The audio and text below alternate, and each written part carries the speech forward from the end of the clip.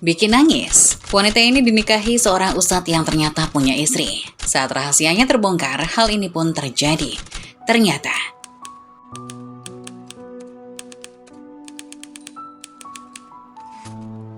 karena adanya demo buruh besar-besaran yang banyak menutup akses kendaraan, Arina yang sudah 4 jam terjebak di dalam bus, memutuskan untuk turun dari kendaraan untuk berjalan kaki mencari jalan pintas. Tak terasa hari semakin gelap. Membuatnya ingin cepat-cepat pulang agar masih sempat belajar untuk ujian akhir semester yang akan berlangsung besok. Awalnya Arina berjalan dengan beberapa orang teman, tetapi ketika sampai di jalan setapak persawahan, ia harus berpisah karena sudah berbeda arah. Sepanjang jalan setapak yang dipenuhi persawahan itu memang sepi jika menjelang maghrib, tetapi itu adalah satu-satunya jalan alternatif untuk masuk perkampungan rumahnya. Terdengar masjid dan musola sudah mulai mengumandangkan tadarus, yang berarti akan tiba waktu maghrib. Arina yang sudah separuh jalan itu dikejutkan oleh beberapa laki-laki yang tiba-tiba saja dari balik tanaman jagung yang tinggi mereka berlarian. Awalnya dia mengira itu petani yang juga sedang dalam perjalanan pulang. Tetapi saat mencium asap rokok dan sesuatu menyengat seperti bau alkohol, dia meyakini mereka adalah segerombolan pemuda yang sedang mabuk. Tanpa menoleh, Arina mempercepat langkahnya, pura-pura tidak tahu karena takut. Namun langkah yang beradu dengan semak-semak itu terdengar mengikuti langkahnya. Sampai kemudian tubuhnya terpental ke belakang karena tasnya ditarik. Setelahnya wajahnya ditutup oleh sebuah kain dengan bau keringat yang menyengat. "Ah, lepaskan, lepaskan!" teriak Arina berusaha melepaskan kain yang menutupi wajahnya. Gelak tawa yang dipastikan ada 4 orang itu, kemudian menjamah bagian tubuh Arina dengan sembarangan. Membuat Arina semakin memberontak berusaha melepaskan diri. "Tolong lepaskan, jangan lakukan. Tolong. Kita bawa saja ke tempat kita tadi," ucap salah satu dari mereka. "Iya cuy, mumpung di sini lagi sepi. Lumayan buat hidangan penutup," timpal yang lain. "Kalau begitu kita lakukan bergantian." "Oke, tapi gue duluan ya yang nyoba. Mungkin aja dia masih perawan." "Jangan, tolong jangan." Arina berteriak dan meronta-ronta saat tubuhnya terangkat dalam gendongan 4 laki-laki tersebut. Iya, tubuh perempuan mana yang sanggup melawan cengkeraman 4 laki-laki? Kaki dan tangan saling terpenjara, balutan seragam putih abu-abu terkoyak membuat tubuh Arina polos. Ditambah mata tertutup kain yang sudah dipastikan membuat Arina tidak bisa mengenali 4 orang pelaku tersebut. Lantunan azan maghrib kemudian beradu dengan jerit kesakitan Arina yang dipaksa tanpa nurani. Seolah hari itu adalah takdir terburuknya, karena tidak ada satu orang pun yang mendengar ceritanya untuk menolong. Bayangan orang tua dan masa depannya bisa dipastikan hancur. Satu-satunya harapannya saat itu hanyalah, semoga saja raganya tetap dibiarkan bernyawa. "Terima kasih tubuh indahmu, Nona cantik," ucap salah seorang yang bergegas meninggalkan tubuh tidak berdaya itu bersama 3 temannya. "Brengsek kalian semua," pekik Arina yang berhasil melepaskan kain yang menutup matanya. Samar-samar dia melihat 4 laki-laki tanpa nurani itu berlari meninggalkannya begitu saja. "Ya Allah, tolong aku!" pekiknya lagi yang hanya bisa menangis merasakan kesakitan di tubuhnya. Dengan terus terisak dan terseok-seok, Arina melanjutkan langkah untuk pulang saat langit sudah mulai menghitam. Jemarinya terus mencengkram bawah perutnya yang terasa begitu sakit dan perih. "Bapak, Ibu!" pekik Arina yang terus membayangkan wajah orang tuanya nanti. Sampai di rumah, Arina mengetuk pintu belakang rumah. Riana yang masih mengenakan mukena langsung dibuat terkejut dengan keadaan anak perempuannya yang lusuh dan tengah menangis. "Rin, kamu kenapa, nak?" Arina langsung menjatuhkan diri dalam pelukan ibunya dan menangis keras. "Kamu kenapa, nak? Kenapa kamu pulang dalam keadaan begini?" tanya Riana. Aku diperkosa, Bu," ucap Arina sambil menangis. "Astagfirullahalazim," ucap Riana terkejut. "Bapak!" teriaknya memanggil suaminya. Indra yang masih mengenakan sarung dan peci langsung menghampiri istrinya yang menangis terduduk memeluk putrinya di ambang pintu. "Ada apa ini? Ada apa?" "Ya Allah, Bapak! Anak kita, Pak!" Riana tidak bisa membendung tangis. Indra meraih tubuh anaknya untuk duduk. "Ada apa, nak? Kamu kenapa?" "Aku diperkosa, Pak!" Arina menangis dalam pangkuan bapaknya. "Ya Allah ya Rob." Bibir Pak Indra bergetar dengan mata memanas. "Siapa yang melakukannya, nak?" Arina menggeleng. "Aku nggak tahu, Pak. Aku disekap dan mataku ditutup sama mereka." Di mana? Di mana kamu disekap sama mereka? Indra mengusap wajah anaknya pilu. Di ladang jagungnya Pak Tommy. Ya Allah anakku. Ya Allah anakku. Bagaimana ini? Riana mulai histeris. Ada berapa orang? Bilang sama bapak nak. Bapak akan cari mereka. Indra menangkap wajah anaknya. 4 orang. Ada 4 orang. Jawab Arina yang sudah tersengal-sengal oleh tangis. Indra yang sudah dipenuhi amarah langsung mendatangi ladang jagung tersebut dengan meminta bantuan beberapa orang kampung untuk mencari pelakunya. Bahkan langsung mendatangkan polisi saat itu juga. Namun seperti sudah menjadi takdir, segala bentuk pencarian dan penyelidikan berbulan-bulan tidak menemukan titik terang. Dari sanalah gunjingan tentang Arina dimulai.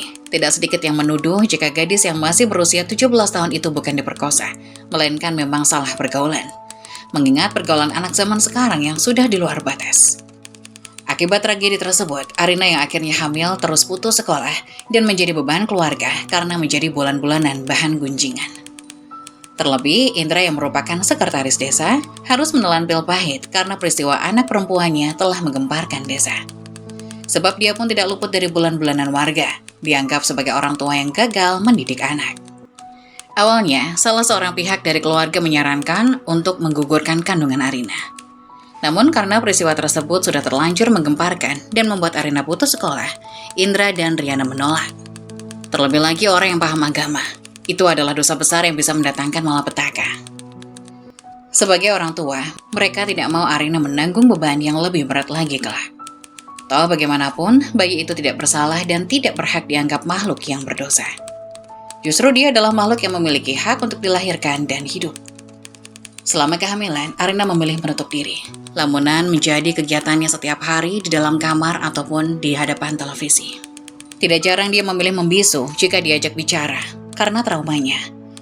Gunjingan orang sekitarnya pun kerap kali mengganggunya dan membuatnya menangis.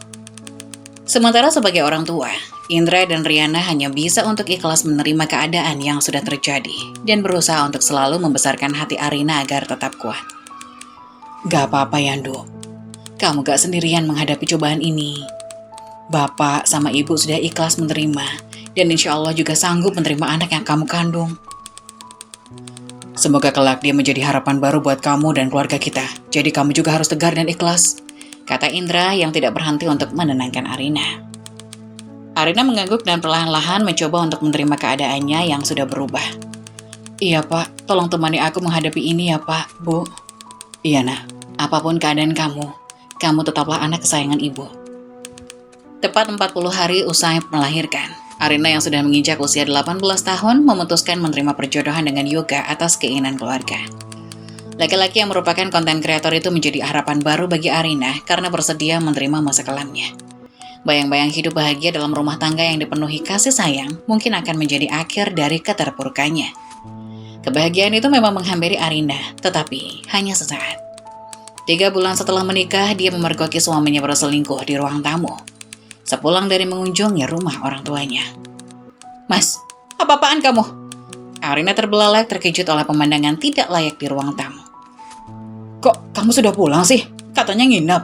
Yoga justru dengan santai bertanya. Arina yang tengah menggendong Dava yang masih berusia 4 bulan mendekat dengan tatapan danar. Bisa-bisanya kamu bawa perempuan ke rumah saat aku pergi, Mas. Memangnya kenapa? Ini kan rumah aku. Yoga lagi-lagi dengan santai menjawab. Jadi kamu terang-terangan selingkuh sekarang? Yoga tersenyum kecut seraya memakai kembali celananya. Ya sudah Larin, kamu maklumi saja namanya juga laki-laki. Mbak, kamu itu perempuan macam apa selingkuh sama suami orang? Arina menunjuk tajam perempuan yang tanpa malu membiarkan tubuhnya polos di atas sofa. Perempuan tersebut juga tersenyum kecut. Alah mbak, orang kamunya juga nggak becus jadi istri kok, nggak usah nyalah-nyalahin saya. Murahan banget kamu jadi perempuan, ucap Arina tajam. Jaga ucapan kamu, Rin. Yoga menatap tajam. Kamu ngebela dia, Mas? Tanya Arina. Tentu saja aku bela dia perempuan yang tugasnya memang buat nyenengin aku. Jawab Yoga semakin terang-terangan. Mas, tega banget kamu sama aku, ucap Arina sambil menangis. Kamu pakai dulu baju kamu sayang, kita lanjutkan nanti di hotel aja. Yoga meraih pakaian perempuan tersebut di lantai. Oke sayang. Perempuan tersebut tersenyum manja tanpa peduli jika ada perasaan yang sedang terluka. Usai meletakkan Dava ke dalam kamar, Arina yang ingin lebih leluasa dalam beramarah melangkah cepat meraih rambut panjang perempuan itu tanpa malu. Kamu itu benar-benar perempuan murahan. Dasar perempuan hina yang gak tahu diri. Aduh, bekik perempuan tersebut kesakitan. Gak usah jambak-jambak dong, Mbak. Orang suami kamu sendiri yang tergila-gila sama aku, ucapnya tanpa tahu malu. Lepaskan, Rin. Yoga dengan kejam mendorong Arina hingga terpental mundur. Mas, tega banget kamu sama aku. Aku salah apa sama kamu? Arina menangis terluka.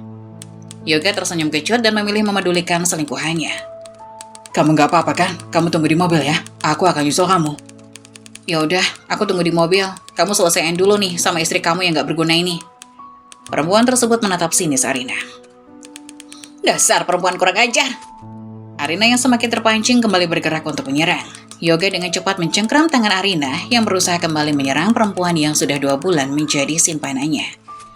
Jangan berani-beraninya kamu mukul dia. Dia nggak ada urusan sama masalah rumah tangga kita. Permasalahan rumah tangga kita itu murni aku sama kamu, bukan sama orang lain. Gimana nggak ada urusan? Perempuan murahan itu jelas-jelas dengan sengaja ingin menghancurkan rumah tangga orang, Mas. Dia dengan sadar tahu kalau kamu sudah menikah. Tutup mulut kamu, Rin. Bentak Yoga. Gak usah nyala-nyalain orang lain dalam urusan rumah tangga kita. Karena permasalahan rumah tangga itu terletak di kamu. Dan gak usah ngata-ngatain perempuan lain murahan kalau kamu sendiri juga perempuan murahan sebelum aku nikahi. Sambungnya tajam. Jahat banget kamu sama aku, Mas. Arina memukul-mukul Yoga dengan menangis. Salah kamu sendiri, gak pernah becus ngurus aku. Yoga kembali membentak hingga membuat Dava menangis kencang di kamar. Gak becus gimana? Tanya Arina. Kamu itu lebih sibuk ngurusin anak haram kamu itu ketimbang ngurusin aku. Yoga menunjuk dengan bengis keberadaan Dava di kamar. Anak haram kamu bilang? Perasaan Arina semakin tersayat. Iya, anak haram. Kenapa? Kamu sakit hati? Yoga semakin menantang. Kamu itu perempuan yang sudah rusak, Rin. Harusnya kamu bersyukur karena aku mau nikahin kamu. Sekarang apa aja, ini sebuah bentuk timbal balik. Jadi biarkan aku bersenang-senang semauku dengan perempuan lain kalau kamu gak becus ngurus aku. Ucapnya tajam. Mas, aku ini diperkosa, bukan dengan sengaja membuat diriku rusak. Gak seharusnya kamu mengatakan itu sama aku. Halah, Rin. Itu juga karena kamu gak bisa menjaga diri kok. Kamu dulu bilang bisa menerima masa laluku. Kenapa sekarang kamu ungkit dan merendahkanku? Bahkan kamu ngata-ngatain anak aku sebagai anak haram. Salah dia apa sama kamu, Mas? Karena dia yang ngebikin kamu gak becus ngurus aku. Seharusnya kamu gak ngelahirin dia, Rin. Selain bikin malu, dia juga ngerepotin kita. Bisa-bisanya kamu ngomong begitu, Mas. Bagaimanapun dia juga anak aku, Mas. Karena aku yang melahirkan. Gak peduli bagaimanapun masa kelamnya, dia adalah anak aku. Iya, anak kamu yang haram kan? Desis Yoga tajam. Arina yang sudah tersayat-sayat hanya bisa menggeleng-geleng pilu dengan sosok kejam Yoga yang baru dia ketahui. Kenapa kamu bisa begini sama aku, Mas? Aku kira rumah tangga kita akan baik-baik saja dengan kamu menerima keadaan aku. Karena aku bosan kamu abaikan terus. Jadi aku butuh perempuan lain yang bisa menyenangkan aku dan memuaskan hasratku. Salah kamu sendiri terlalu sibuk sama anak haram itu, ketimbang sama aku suamimu. Jadi maklumi saja ya. Karena semua laki-laki memang seperti ini kalau merasa diabaikan, Rin. Kalau kamu gak bisa menerimanya, kamu bisa memilih buat cerai. Lagi pula, kamu memang gak becus jadi istri buatku. Ucap Yoga tajam yang bergegas menyusul selingkuhannya. Mas, harusnya kamu bisa membicarakannya sama aku baik-baik perihal kekuranganku, bukan dengan cara berselingkuh seperti ini. Arina menahan lengan Yoga. Yoga menepis kasar tangan Arina. Sudah terlambat, Rin. Berkali-kali kamu telah menolak tugas kamu sebagai istri hanya karena tangisan anak haram itu tiap malam. Aku udah gak bisa memakluminya lagi. Bahkan sekarang aku sangat benci anak haram kamu itu.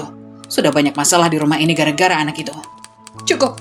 Tolong berhenti mengatakan anakku sebagai anak haram, Mas. Teriak Arina. Kalau begitu aku akan menceraikan kamu. Karena aku udah gak mau lagi hidup dengan anak haram kamu itu. Yoga kemudian melangkah menyusul selingkuhannya. Arina yang sudah amat terluka hanya bisa terduduk menangis, beradu dengan tangisan Dava. Baru 3 bulan dia mencoba untuk membuka lembaran baru, tetapi entah kenapa, Tuhan kembali mendatangkan ujian hidup yang berat baginya. Ya Allah, kenapa begini? Aku harus bagaimana ini? Ini akan kembali menjadi aib untuk keluargaku. Bekik Arina menangis. Iya, niat hati Arina yang ingin memulihkan nama baik keluarga dengan menerima pinangan Yoga justru malah berakhir nestapa saat ini. Dengan membawa sebuah tas besar, Arina memutuskan kembali ke rumah orang tuanya bersama Dava yang masih berusia 4 bulan dalam gendongannya. Pulang ke rumah dengan menumpahkan tangis di atas pangkuan orang tua adalah pilihan terbaik atas kerapuhannya saat ini. Sebab tidak ada tempat pulang terbaik selain pulang ke rumah.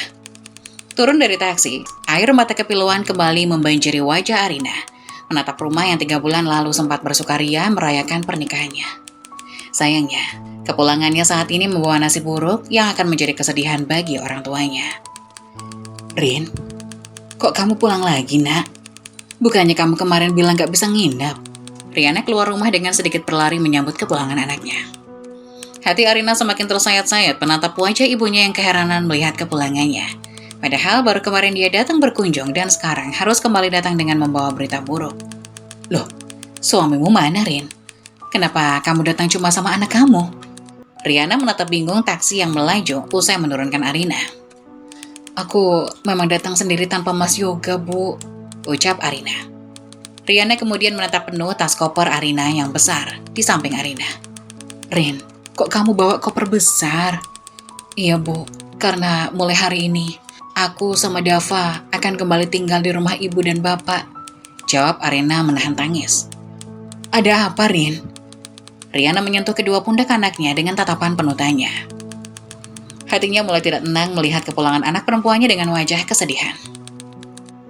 Maafkan aku, Bu. Aku nggak sanggup. Mas Yoga selingkuh, Bu.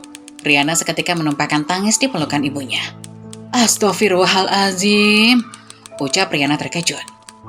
Iya, hati mana yang bisa menerima sebuah pengkhianatan? Terlebih, Arina masihlah perempuan 18 tahun yang terlalu rapuh dalam mengarungi permasalahan hidup. Selain raganya yang semakin kurus, jiwanya juga semakin terkikis oleh rasa sakit. Sementara, takdir kembali membuat peran untuk menguji kesabarannya yang masih dini dan tipis. Ada apa ini? Tanya Indra yang baru saja pulang dari balai desa. Pak, bagaimana ini? Riana mengadu kepada suaminya. Dengan masih menggendong Dava, Arina kemudian menumpahkan tangisnya di atas pangkuan bapak dan ibunya. Dia menceritakan semua yang terjadi kepada orang tuanya, membuat orang tuanya tidak menyangka dan mengelus dada. Katanya aku gak becus jadi istri hanya karena lebih mengurus Dava.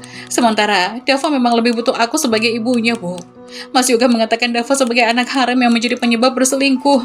Hatiku sakit, Bu, ungkap Arina menangis. Astaghfirullahaladzim, bisa-bisanya Yoga mengatakan hal buruk itu kepada cucuku. Riana yang menangis mengusap lembut kepala Dava yang berada dalam gendongan Arina. Dia merasa iba dengan hal buruk yang kini harus ikut menimpa cucunya itu. Aku nggak menyangka Mas Yoga akan sekejam itu, Bu. Aku kira dia benar-benar tulus menerima aku dan Dava. Bapak menyesal telah menikahkan kamu dengan Yoga, nak. Bapak sangat menyesal. Geram Indra menatap nanar nasib buruk anak perempuannya. Sebagai seorang ayah yang memiliki tugas menikahkan anak perempuannya, tentu saja Indra merasa menyesal sekarang. Pernikahan yang dia kira akan menjadi awal yang baik bagi kehidupan Arina, justru menambah daftar nasib buruk Arina. Kemarahan dan kekecewaan jelas dirasakan oleh Indra dan Riana pada Yoga saat ini. Laki-laki yang mereka percaya bisa menjaga dan memberikan kebahagiaan pada Arina justru berakhir membuat Arina pulang seorang diri dengan membawa sakit hati. Maafin aku, Pak, Bu. Aku nggak sanggup berumah tangga sama Mas Yoga. Aku nggak mau Dava jadi bahan ejekan Mas Yoga. Itu sangat menyakitiku. Mas Yoga nggak benar-benar tulus menerima aku dan Dava, ucap Arina. Kamu nggak salah, nak. Ikhlaskan dan kembalilah pada bapak dan ibu. Bapak juga sakit hati kalau kamu dan Dava dihina dan direndahkan seperti itu. Indra mengusap lembut kepala putrinya yang berada di atas pangkuannya. Apa nggak bisa dibicarakan baik-baik buat diperbaiki, Pak? Mungkin saja Yoga hilaf dan bisa memperbaikinya. Riana masih mencoba berharap. Indra menggeleng. Enggak, Bu. Bapak sudah sakit. Kata talak itu sudah keluar dari mulut Yoga. Itu sudah cukup buat Bapak. Tapi rumah tangga mereka masih seumur jagung, Pak. Toh kita sudah lama menjalin hubungan baik dengan keluarga Yoga. Bukankah sebaiknya kita rundingkan dulu dengan dua keluarga? Riana mencoba memberi pendapat. Keluarga mereka memang baik sama keluarga kita, Bu. Tapi nggak dengan kelakuan anak mereka yang sudah sangat keterlaluan sama Arina. Bapak nggak ikhlas kalau ada yang merendahkan Arina hanya karena masa lalunya. Anak kita nggak seburuk itu, Bu. Indra gagah dengan kemantapan hatinya ingin menyudahi rumah tangga Arina. Bercerai juga bukan jalan keluar, Pak. Itu bisa menjadi aib buat Arina dan keluarga. Arina berganti bersimpuh di atas pangkuan Riana dengan tatapan memohon. Bu, tolong, Bu. Aku nggak mau melanjutkan pernikahan ini. Lebih baik aku menjanda saja daripada anakku nanti yang menderita. Lebih baik Arina segera berpisah. Gak ada kata hilaf dalam rumah tangga jika sudah menyangkut perselingkuhan, Bu. Kita nggak bisa membiarkan Arina bertahan dalam rumah tangga yang sudah menyakiti sejak awal. Tegas Indra menolak pendapat istrinya. Riana yang tidak bisa berbuat apa-apa hanya bisa menangis mendapatkan tatapan memohon Arina dan keputusan tegas suaminya. Meski baginya perceraian akan menimbulkan masalah baru, tetapi itu adalah keinginan Arina. Sebagai seorang ibu tentu saja, nalurinya ikut sakit dengan nasib buruk yang menimpa anak semata wayangnya itu. Ini bukan salah kamu, nak. Justru bapaklah yang harusnya merasa bersalah di sini. Karena sudah salah mempercayakan kamu kepada Yoga. Jika tahu akan begini nasibmu, bapak juga nggak akan menikahkan kamu dengan Yoga, kata Indra menahan tangis.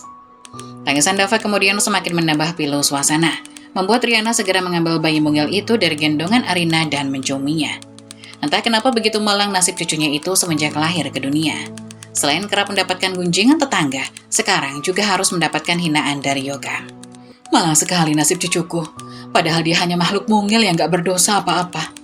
Riana mencoba menenangkan tangisan Dava. Sabar ya nak, kamu gak akan kekurangan kasih sayang dari Mbah Putri dan Mbah Kung. Meski sekarang kamu sering mendapatkan hinaan, tapi Allah pasti akan melimpahkan kamu banyak kebahagiaan dan kemuliaan kelak. Dan semoga kamu dimampukan mengangkat derajat orang tua dan keluargamu kelak. Sudah Rin, sudah, kita ikhlaskan saja. Kamu gak sendirian nak. Cobaan yang sedang menimpamu saat ini adalah penggugur dosa.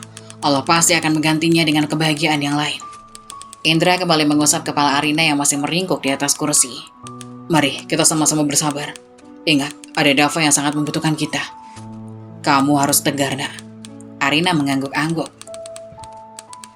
1 tahun kemudian usai bercerai dari Yoga, atas usulan dan perjodohan dari sanak saudara, Arina mencoba kembali menikah dengan Agung, laki-laki pengusaha batu bara yang katanya dikenal baik oleh sanak saudaranya. Terlebih, orang tua dengan senang hati memberikan izin untuknya bisa membuka lembaran baru dengan harapan kebahagiaan. Meski dengan syarat dia harus ikut bersama suami dan keluarga besarnya di Kalimantan. Pernikahan kedua itu membawa sesuatu hal yang berbeda bagi Arina, karena tepat setelah melangsungkan pernikahan, Agung menghadiahinya honeymoon di Bali selama seminggu. Karena hanya ingin menikmati waktu berdua layaknya sepasang pengantin itulah, Agung mengusulkan untuk menitipkan Dava pada orang tuanya sementara. Seminggu di Bali memang serasa di surga bagi Arina. Hanya saja, sebuah kejanggalan muncul tatkala Agung langsung membawanya ke Kalimantan sepulang dari Bali, tanpa menjemput Dava. Dia menjanjikan akan menjemput Dava seminggu lagi usai mengunjungi sanak saudaranya yang tak bisa datang ke pernikahan. Arina percaya, karena memang seminggu itu dia dan Agung banyak kegiatan, mengunjungi sanak saudara untuk memperkenalkannya sebagai istri. Namun seminggu setelahnya Agung kembali membuat alasan, belum bisa membawanya menjemput Dava karena sudah dihadapkan pada kesibukan kerja. Suaminya itu memintanya untuk bersabar menunggu. Mulai dari berminggu-minggu, mencoba untuk sabar menunggu, hingga sampai berbulan-bulan.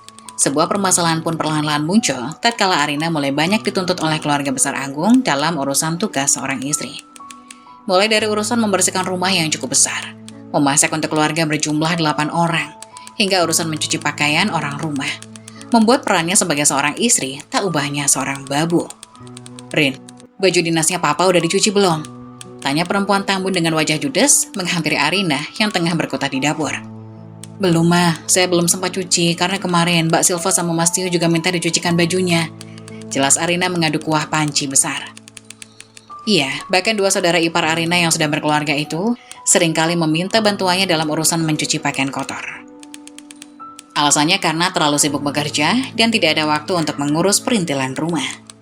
Kamu itu gimana sih? Papa sama mama itu mau ada pertemuan penting hari ini.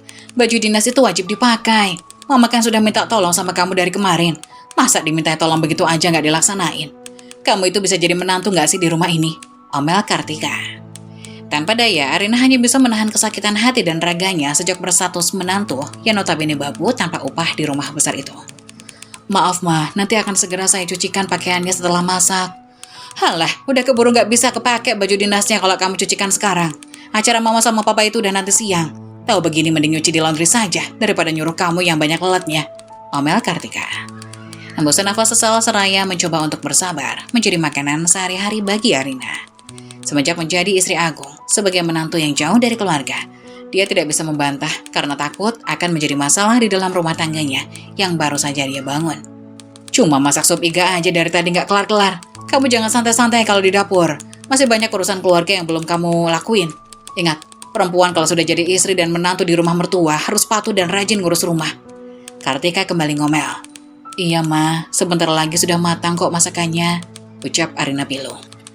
Sampai suatu malam Arina kemudian memberanikan diri menyampaikan keluh kesahnya kepada suaminya. Mas, ini udah 3 bulan aku nunggu. Kapan kamu akan beneran nganter aku buat jemput Dava?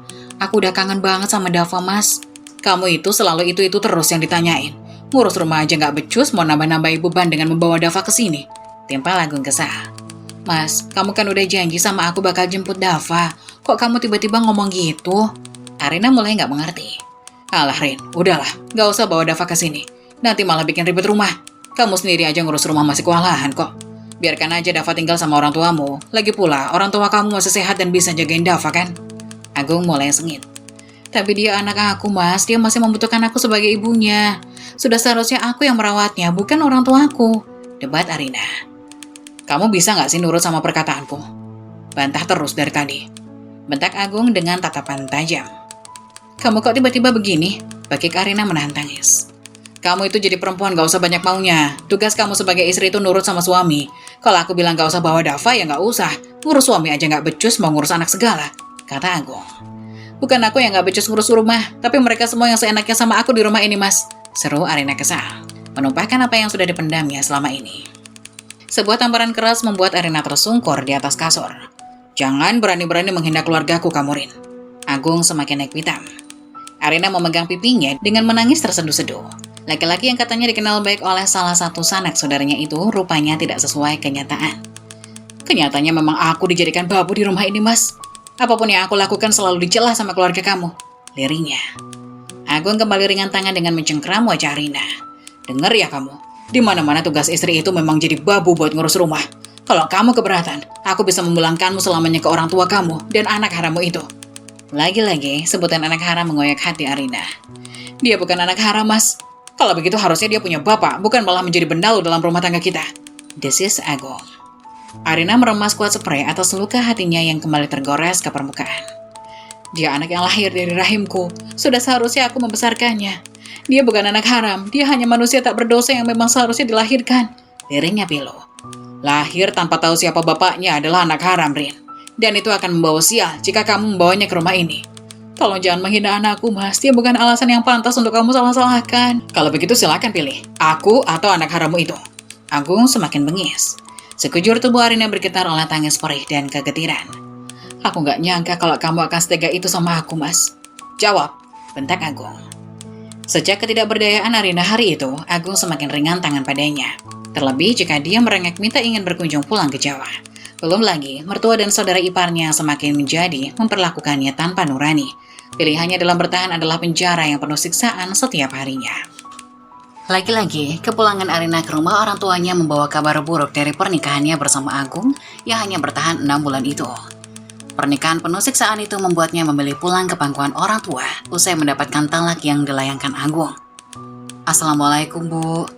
Arina mengetuk pintu. Waalaikumsalam, sahut Riana dari dalam. Mendengar suara ibunya, Arina yang berusaha untuk tersenyum tepat pintu di hadapannya terbuka. Rin, kamu pulang, nak? Kok nggak ngasih kabar kalau datang? Kami semua kangen banget sama kamu. Riana langsung memeluk Arina penuh kerinduan dan kebahagiaan. Aku juga kangen sama kalian, Bu. Ucap Arina memeluk erat tubuh ibunya seraya menahan tangis. Rin, apa kabar, nak? Indra yang muncul dari dalam rumah langsung menghampiri untuk memeluk anak perempuannya. Bapak. Arina berganti memeluk bapaknya dengan perasaan semakin sesak karena menahan tangisnya. Suami kamu mana? Riana celingukan menatap sekeliling mencari sosok Agung. Arina melepas pelukan bapaknya dan tertunduk pilu bersama isakan. Aku pulang seorang diri, Bu. Riana membeku dan dibuat pertanya-tanya dengan koper besar di belakang Arina. Rin, kenapa kamu pulang seorang diri dengan bawa koper besar? Seketika itu Arina langsung menangis pilu menatap kedua orang tuanya. Bu, Pak. Ada apa, Rin? Kenapa kamu menangis, nak? Indra menatap khawatir anak semata wayangnya pulang dengan menangis terisak-isak. Rin, kenapa lagi, nak? Ada apa ini? Tanya Riana tidak sabar. Pak, Bu, aku ditalak. Lirih Arina tersengal-sengal oleh isak tangis. Tubuh Indra dan Riana seketika lemas mendengar kabar buruk itu. Tatapannya kemudian menelisik tubuh anak perempuannya yang terlihat begitu malang. Tubuh mengurus dengan dipenuhi bekas luka dan lebam selama menjalani pernikahan kedua. Kenapa sama tubuh kamu, nak? Kenapa banyak luka begini? Siapa yang melakukan itu, Rin? Iya, bilang sama bapak, nak. Apa Agung yang melakukannya? Indra tak bisa membendung perasaannya dengan begitu bermarah. Tangis Arina yang semakin menjadi-jadi, kemudian membawanya terduduk begitu saja di bawah kaki orang tuanya. Pak, Bu, kenapa nasibku begini? Apa yang terjadi, nak? Bilang sama bapak, kenapa tubuh kamu berubah seperti ini setelah 6 bulan menikah, Rin? Apa yang sudah Agung lakukan sama kamu? Indra berjongkok dan menangkupkan wajah Arina yang penuh air mata untuk meminta jawaban. Aku dijadikan pembantu di rumah mereka, Pak, Bu. Mas Agung juga selalu memukuli aku. Sekarang dia nalak aku, ungkap Arina. Ya Gusti, dosa apa anakku sampai kembali kau uji seperti ini? Dosa apa keluarga kami hingga kembali kau beri penderitaan anakku seperti ini? Riana ikut terduduk, menangis dan mengusap-usap bekas luka di tubuh Arina. Maafkan aku, Pak, Bu. Aku kembali gagal sama pernikahan ini. Aku nggak sanggup. Aku nggak kuat dijadikan babu di rumah mereka. Penjelasan Arina menumpahkan segalanya. Indra hanya bisa terdiam dengan bulir air mata. Tatapannya kembali nanar melihat penderitaan anak perempuannya untuk kedua kalinya dalam pernikahan. Entah apa yang salah dengan Arina. Perempuan berusia 19 tahun itu adalah anak yang penurut sepanjang dia membesarkan dan mendidik. Namun kenapa selalu mendapatkan laki-laki yang salah? Tega sekali mereka memperlakukan anakku seperti ini, ucap Riana sambil menangis. Mas Agung juga melarangku untuk membawa Dava. Aku udah gak sanggup, Pak, Bu. Raga dan hatiku sakit semua. Bagik Arina menangis di atas pangkuan Riana. Benar-benar gak punya hati mereka. Katanya sudah menganggap kami kerabat, tapi bisa-bisanya mereka memperlakukan anakku seperti ini. Indra mengeraskan rahang bersama bulir air mata. Bagaimana ini, Pak? Kenapa anak kita mendapatkan perlakuan seperti ini? Tanya Riana tak mengerti. Bapak yang akan mengurus berkas-berkasnya, Rin. Kamu gak perlu bertemu sama Agung selama proses gugatan. Semuanya Bapak yang akan mengurus. Indra penuh tekad dan amarah bersiap untuk pergi menemui sanak saudara yang sudah memperkenalkan Agung kepada keluarganya 6 bulan lalu. Bapak mau kemana? Tanya Riana. Bapak akan ketemu kerabat yang sudah mengusulkan perjodohan Arina dengan Agung. Katanya mereka mengenal baik sosok Agung. Tapi apa sekarang? Bapak harus meminta penjelasan sama mereka. Bapak nggak terima Arina mendapat perlakuan seperti ini. Jelas Indra pilu. Jangan melakukan hal nekat, Pak. Bagaimanapun, mereka sanak saudara kita. Kita bisa membicarakannya dengan kekeluargaan. Riana berusaha menahan suaminya. Gak bisa, Bu. Jangan mentang-mentang mereka adalah saudara-saudara kamu. Lalu kamu akan diam saja diperlakukan seperti ini. Bentak Indra. Pak, tolong jangan membuat keributan. Aku malu kalau sampai banyak orang tahu tentang masalah ini. Pinta Arina. Indra menggeleng. Gak bisa, nak. Bapak gak bisa membiarkan semua ini. Bapak harus menjadi orang terdepan untuk melindungi kamu dan membela kamu. Karena ini sudah menjadi tugas Bapak. Bapak gak akan membiarkan siapapun berani merendahkan keluarga kita. Bapak juga sakit hati kamu mendapatkan perlakuan seperti ini. Dengarkan Arina, Pak. Jangan pergi dengan membawa amarah seperti ini. Apa kata tetangga nanti kalau masalah ini jadi kehebohan? Riana ikut membujuk. Indra mengusap kasar wajahnya berusaha untuk meredam amarahnya. Astagfirullahalazim. Tolong berikan kekuatan pada aku untuk bersabar, Gusti. Maafkan aku, Pak. Aku kembali menjadi aib buat keluarga karena gagal membina rumah tangga yang kedua ini, kata Arina penuh rasa bersalah. Indra menggeleng dan mengusap lembut kepala Arina. Enggak, nak. Kamu enggak salah. Jangan salahkan diri kamu. Bapak mengenal baik diri kamu. Karena Bapak yang mendidik kamu. Kamu bukan anak yang sengaja membuat masalah. Mereka saja yang bukan manusia karena berani merendahkan kamu. Tangis Arina semakin tergugu saat bersimpuh di bawah kaki bapaknya. Sudah, Rin, sudah. Kamu tenangkan diri kamu di rumah. Biarkan Bapak yang mengurus semuanya. Indra mengangkat tubuh anak perempuannya untuk memeluknya. Usai kepergian Indra membawa amarah, Dava yang sudah bisa berjalan itu kemudian menghampiri perempuan yang masih familiar dalam ingatannya. Bunda, Dava, ini Bunda, nak. Arina langsung memeluk Dava penuh kerinduan. Ia beruntung bocah yang masih dalam pertumbuhan menggemaskan itu tidak melupakan sosok ibunya, karena dia tampak senang menyambut kepulangan Arina. Maafin Bunda ya, nak. Bunda harus membawa kamu dan merawat kamu, tapi Bunda malah ninggalin kamu di sini. Arina menciumi pipi Dava dengan masih menangis. Sudah, Rin, sudah. Gak apa-apa, nak. Sekarang kamu bisa setiap hari ketemu sama Dava. Riana mengusap-usap punggung Arina yang terus bergetar oleh tangis. Aku gak menyangka Mas Agung akan sekejam itu, Bu. Dia bahkan gak memperbolehkan aku untuk pulang ketemu sama Dava, ucap Arina. Apa salah anakku sampai harus dibenci? Padahal Dava gak salah apa-apa, tapi kenapa lagi-lagi harus mendapatkan hinaan? Riana memeluk Arina yang menggendong Dava. Sudah nak, sudah. Ini bukan salah kamu dan bukan salahnya Dava. Ini hanya cobaan buat kita keluarga. Setahun lamanya Arina cukup terpuruk usai bercerai dari Agung. Sampai kemudian Dava yang mulai pandai berbicara dan mulai mengerti, mengatakan keinginannya untuk punya seorang ayah. Baik Arina dan orang tuanya tentu iba mendengar keinginan polos bocah berusia 3 tahun tersebut.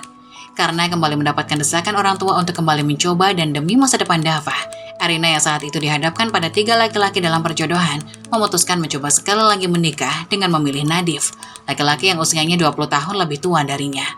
Pikirnya, laki-laki matang yang usianya hampir menyamai bapaknya itu bisa menjadi sosok suami sekaligus orang tua untuknya.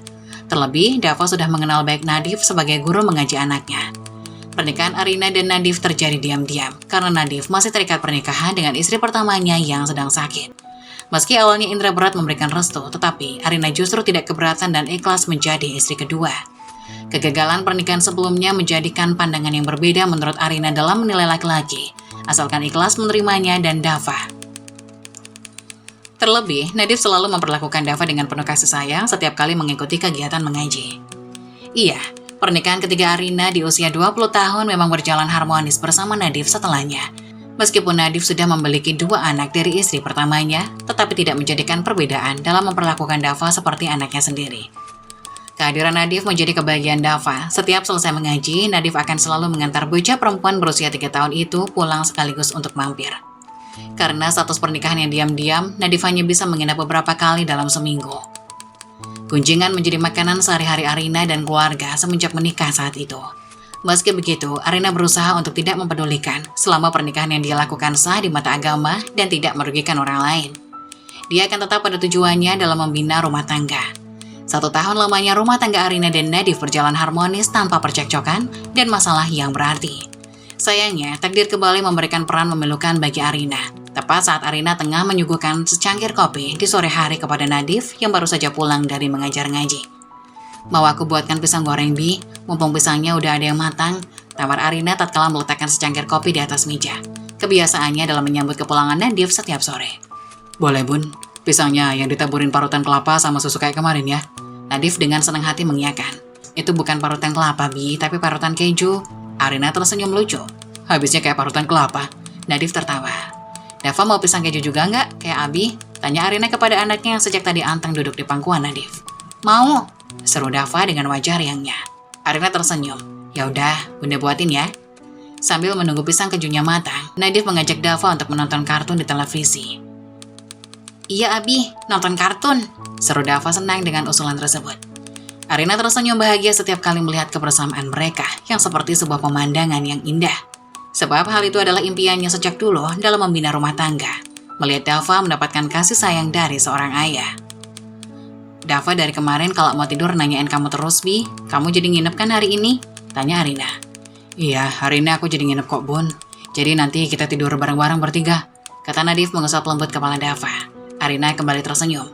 Karena semenjak kehadiran Nadif, hari-hari Dava penuh dengan keceriaan. Membuatnya sebagai ibu pun ikut merasakan kebahagiaan. Meski rumah tangga yang dibinanya bersama Nadif penuh gunjingan dan celaan, tetapi dia mencoba untuk menerima berbagai resiko. "Assalamualaikum," seru sebuah suara perempuan yang langsung membuyarkan kebahagiaan 3 orang di ruang tamu tersebut. "Jadi di sini keberadaan kamu bersama perempuan murahan itu, Mas?" cercanya yang langsung melangkah masuk. "Mega, kamu kok?" Nadif langsung beranjak berdiri terkejut dengan kedatangan istri pertamanya. "Iya, ini aku. Kenapa? Kamu kira aku nggak akan bisa tahu perempuan murahan yang kamu sembunyikan selama ini dari aku?" Perempuan bernama Mega itu menunjuk tajam Arina yang tampak terkejut. "Abi," Dava yang ketakutan langsung memeluk kaki Nadif. "Dasar anak haram." Mega menatap tajam Dava. Arina langsung memeluk Dava. "Memang kenyataannya anak kamu itu anak haram dari perempuan murahan kayak kamu." Mega semakin bengis menunjuk-nunjuk Arina. "Mega tolong tenang, jangan bikin keributan. Kita bisa membicarakan ini baik-baik. Gak enak kalau sampai didengar tetangga." Nadif berusaha membujuk. "Biarkan saja semua orang tahu. Biar kalian yang gak tahu malu ini menjadi tontonan sekalian." Mega semakin sengit. "Ada apa ini?" Indra muncul bersama istrinya dengan begitu terkejut. "Dan ini dia, orang tua yang justru membiarkan anak perempuannya merebut suami orang," cerca Mega pada Indra dan Riana. "Jaga mulut kamu, Mega," bentak Nadif. Beberapa tetangga yang mendengar keributan tersebut mulai berdatangan melihat. Bahkan ada yang merekam, membuat Arina yang tidak ingin membawa Dava masuk ke dalam masalah, dia pun menitipkannya pada ibunya untuk pergi menjauh. Mbak, kita bisa membicarakan ini baik-baik secara kekeluargaan. Indra mencoba menengahi. Secara kekeluargaan gimana? Anda itu sebagai orang tua mikir nggak? Jadi bapak kok nggak bisa mendidik anak? Seharusnya Anda itu melarang, bukannya malah merestui. Paham agama kok nggak paham tata krama? Mega terus mencela. Bu, tolong jangan menghina bapak saya. Cukup saya saja. Jangan orang tua saya. Arina memohon. Mega melotot tajam. Kenapa? Perempuan murahan seperti kamu itu memang salah didikan dari orang tua. Makanya sampai hamil di luar nikah dan ngerebut suami orang. Cukup, Mega. Bagaimanapun juga, aku sama Arina sudah sah jadi suami istri. Kamu gak bisa menghinanya seperti itu. Nadif menatap penuh permohonan. Bisa-bisanya selama aku sakit kamu malah tergoda sama perempuan rusak dan anak harammu itu.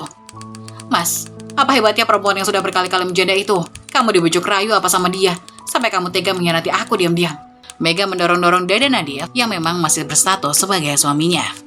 Maafkan aku, Mega. Tapi ini sudah terjadi, Arina sudah jadi istriku, ucap Nadif. Aku gak ikhlas kamu menikah lagi, Mas. Apalagi kamu menikahi perempuan beraib ini. Aku minta ceraikan dia dan pulang ke rumah sekarang. Teriak Mega menunjuk sengit Arina yang hanya bisa menangis dalam rangkulan ayahnya. Kamu kalau murahan, setidaknya jangan jadi pelakor. Masih banyak laki-laki butuh belayan di luar sana. Kamu bisa jual diri ke mereka, ucapnya tajam. Mendengar itu, tangis Arina semakin pecah. Ingat Mas, saat ini aku sedang mengandung. Kalau kamu memilih mempertahankan perempuan beraib ini, maka aku akan menggugurkannya. Mega mulai mengancam sambil menunjuk-nunjuk perutnya yang memang sedang mengandung. Kalau sampai mati aku gak akan pernah ikhlas kamu menikah lagi. Dan itu akan menjadi dosa besar buat kamu sebagai seorang suami. Mendengar ancaman dari Mbak Mega, istri pertamanya itu, Nadif terlihat begitu ketakutan. Bagaimana tidak, suami mana yang tidak panik mendengar ancaman dari istrinya yang akan menggugurkan buah hati yang sedang dikandung. Bahkan bayi itu pun tidak tahu apa-apa, bayi yang tidak berdosa. Tunggu Mega, kamu jangan bilang begitu. Kita bisa bicarakan hal ini dengan baik-baik, kata Nadif. Apa yang harus dibicarakan dengan baik-baik, Mas? Semua ini udah jelas. Kamu begitu tega melakukan ini semua. Lihat sekarang. Akulah yang jadi korban di sini, jawab Mbak Mega. Aku tahu ini berat untukmu, tapi apakah harus diselesaikan dengan cara begini? Arina adalah istriku yang sah, dan kamu juga tahu hal itu. Tidak mudah bagiku untuk menceraikannya seperti permintaanmu. Kenapa nggak bisa, Mas? Kamu telah tega melakukan ini semua dengan dia di belakangku dengan mudahnya. Lalu kenapa kamu tidak bisa menceraikannya? Apa kamu tidak setega itu dengan dia, dan kamu lebih milih tega denganku, dan calon bayi kita ini? Bukan begitu maksudku. Nadif terlihat kebingungan menjawab pertanyaan dari Mega. Kalian bisa hentikan semua ini. Jika ingin ribut dan bertengkar, lebih baik kalian pulang ke rumah kalian. Aku tidak ingin anakku dilihat banyak orang, kata ayah Arina yang sudah memeluk anaknya itu. Kenapa memangnya? Bapak malu? Harusnya kalau bapak malu dengan tingkah laku anak bapak itu, harusnya bapak beritahu dia. Merebut suami orang itu adalah sebuah kesalahan besar, kata Mbak Mega. Sudah, aku ingin selesaikan ini di rumah kita. Aku tak ingin masalah ini kemana-mana dan jadi tontonan semua orang, kata Nadif sambil menarik tangan istri pertamanya itu. Aku pun tidak bisa berkata-kata lagi. Kulihat kepergian Mas Nadif bersama istrinya itu keluar dari rumah. Hatiku hancur berkeping-keping, kenyataan yang harus aku terima sangatlah pahit. Pria yang kukira baik, yang dapat membimbingku menjadi seorang wanita yang benar, kini ternyata bermuka dua. Tega menipuku dan tidak berkata jujur. Semua angan-anganku hancur lebur begitu saja. Ternyata Mas Nadif mempunyai istri lain dan tengah mengandung anaknya. Kini aku pasrah, entah apa yang harus akan terjadi besok. Hanya keluargaku lah yang selalu mendukung dan menerima apa adanya diriku. Arina, saya ingin bertanya padamu. Aku pun terkejut mendengar ayahku tiba-tiba memanggilku dari arah belakang. Saat itu aku sedang melamun di sofa depan dekat dengan jendela. Ada apa ya? Jawabku sambil memandang ke arah pria yang kukenal kuat seumur hidupku. Ayah khawatir dengan dirimu, nak. Maafkan ayah, apabila ayah belum bisa menjadi seorang ayah yang baik untukmu. Semua apa yang kamu alami selama ini, itu tak terlepas dari kegagalan ayah dalam menjaga kebahagiaan dan kehormatanmu. Ayah terlalu berambisi dan tergesa-gesa mengambil keputusan dalam memilihkanmu seorang pria untuk menjadi pendamping hidupmu, tanpa mengetahui lebih dalam siapa pria itu. Dan akhirnya kamu menjadi korban dari kegagalan ayah. Maafkan ayah, Rina. Maafkan, kata ayah kepadaku sambil kulihat air matanya menetes penuh dengan penyesalan. Ayahku begitu iba dengan nasibku yang begitu tidak beruntung dan selalu mendapatkan kesialan. Sudah, ayah lupakan. Aku tidak apa-apa kok. Nasibku memang seperti ini. Tuhan telah menggariskan bahwa aku harus menjalani hidup yang berat. Ayah tidak perlu khawatir dan merasa bersalah. Insya Allah aku ikhlas kok. Namun bagaimana dengan nasib pernikahanmu ini jika Nadif benar-benar akan menceraikanmu dan memenuhi keinginan istrinya yang tengah hamil itu? Bagaimana? Apa kamu akan menjadi janda lagi? Atau bagaimana jika istri Nadif itu mau dimadu? Akankah kamu bersedia untuk menjadi istri kedua? Ayah belum siap, nak. Kamu bisa lihat sendiri istri pertamanya. Aku tidak yakin jika kamu akan bahagia hidup bersama Nadif kelak. Aku tidak tahu, Ayah. Semua sudah kupasrahkan dengan keputusan Mas Nadif. Jika memang dia lebih memilih menceraikanku, aku akan siap menjadi janda untuk kesekian kalinya. Namun, jika aku akan menjadi madunya, menjadi istri kedua, aku lebih baik mundur. Aku tidak ingin menyakiti hati istri dan anaknya kelak. Sudah cukup penderitaanku ya. Aku tidak ingin menjadi penghalang bagi orang lain, dan aku tidak ingin namaku menjadi lebih buruk lagi di mata orang-orang. Ayah mendukungmu, Arina. Apapun keputusanmu, Ayah siap membelamu, dan Ayah yakin kamu pasti akan mendapatkan kebahagiaanmu nanti setelah masa-masa ini selesai. Iya, Ayah, terima kasih. Ayah dan anak itu pun berpelukan saling menguatkan satu sama lain atas apa yang telah menimpa di kehidupan Arina. 3 hari berselang ternyata benar apa yang diprediksi ayahnya, surat gugatan perceraian sampai di rumahnya. Akhirnya, Nadif memenuhi keinginan istri pertamanya untuk menceraikanku secepat mungkin. Menerima surat permintaan perceraian itu, aku dan keluarga akhirnya seakan-akan tidak kaget.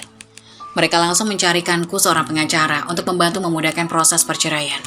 Hingga akhirnya ayah menemukan seseorang pengacara untuk membelaku kelak di persidangan. Pengacara itu seorang pria tampan yang biasa menangani kasus-kasus perceraian, sengketa, dan persidangan. Pria itu bernama Tony, seorang warga dari desa sebelah yang berprofesi sebagai pengacara. Kabar tentang seluk-beluk bagaimana kehidupanku pun sudah banyak Tony dengar. Dari kasus dengan suamiku yang pertama, hingga pernikahan bersama Nadif ini, semua sudah Tony dengar desas-desusnya dari warga sekitar. Banyak warga yang memberitahu Tony bahwa aku adalah seorang wanita yang patut diwaspadai. Mereka membicarakan sesuatu yang jelek tentang diriku, namun Tony mencoba untuk profesional dalam membela kliennya. Saat pertemuan pertama antara Tony dan aku, juga ayahku, Tony termenung saat pertama kali melihatku. Ia terlihat seperti bingung dan kagum, mungkin karena dalam benaknya, benar apa yang dikatakan oleh warga. Memanglah cantik dan menggoda, banyak pria yang pertama kali melihatku akan terpesona. Namun mungkin Tony sudah diwanti-wanti oleh warga agar berhati-hati dengan diriku. Terlihat dari sorot matanya yang akan berhati-hati. Maaf sebelumnya, bisa jelaskan terlebih dahulu kronologi tentang permasalahan perceraian Mbak Arina? Kata Tony yang ingin mengetahui lebih dalam tentang permasalahanku. Maaf Pak Tony, panggil Arina saja, nggak usah pakai Mbak. Jawabku. Soalnya aku risih dipanggil Mbak oleh pria yang masih terlihat seumuran denganku. Oh, iya maaf. Arina, kalau begitu kamu panggil aku Tony saja, nggak usah pakai Pak. Baiklah, jadi begini. Aku pun menceritakan panjang lebar tentang kronologi kejadian pernikahanku dengan Mas Nadif, hingga akhirnya istrinya menuntutku bercerai dengan suaminya itu. Tony pun seakan-akan terlihat sedikit agak bingung, mungkin ia merasa janggal karena beda dengan cerita versi warga-warga sekitar. Jadi kalau begitu, kamu sebagai korban dong? Tanya Tony. Ya jelas anakku ini adalah korban. Dari awal kami tidak tahu bahwasannya Nadif sudah punya istri. Saya tahu lebih awal, jelas. Saya tidak akan mengizinkan dan meminta anakku menikah dengan pria itu. Jawab ayah. Wajar saja Tony bicara seperti itu, karena yang dia tahu aku adalah seorang wanita penggoda yang merebut suami orang. Tatapan matanya pun berubah menjadi seorang pria yang merasa iba dan prihatin atas nasibku. Lalu apakah Arina ingin menuntut Nadif dalam perihal ini? Maksud kamu, Ton? Menuntut apa?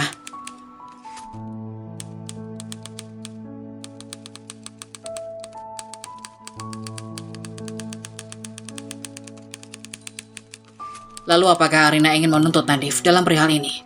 Maksud kamu, Ton? Menuntut apa?